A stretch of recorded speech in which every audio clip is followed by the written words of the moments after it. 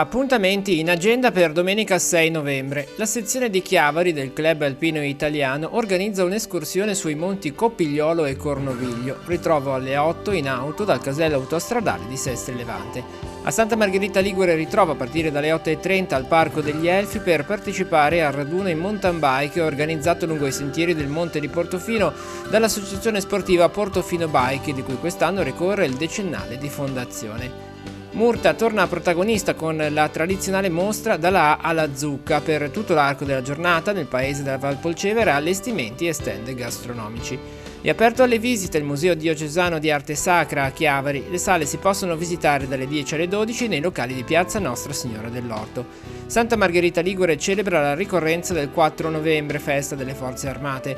Appuntamento alle 10 in Piazza Mazzini per la formazione del corteo, a cui seguiranno vari momenti di raccoglimento e riflessione. Anche Rapallo celebra il 4 novembre alle 10:30 la messa nella Basilica dei Santi Gervasio e Protasio, a seguire il corteo verso il molo centrale del lungomare, dove sarà gettata una corona d'alloro a ricordo dei caduti del mare.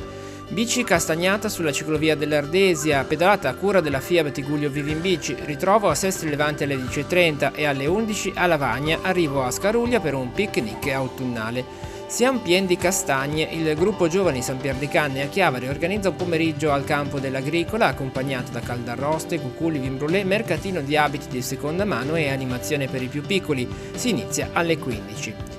Appuntamenti in agenda per lunedì 7 dicembre.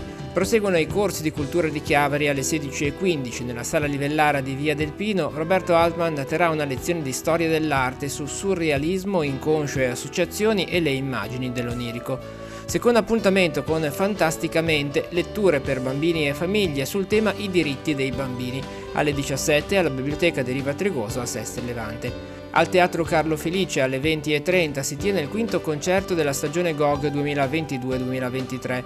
Sul palco il trio composto da Francesca Dego al violino, Martin Owen al corno e Alessandro Taverna al pianoforte. La stagione Sori Teatro 22-23 prosegue a Sori al Teatro Comunale con lo spettacolo del musicista Beppe Gambetta. Alle 21 un racconto autobiografico in cui il chitarrista si affida alla musica e lascia le parole al suo alter ego, l'attore Andrea Nicolini. La regia è di Sergio Maifredi.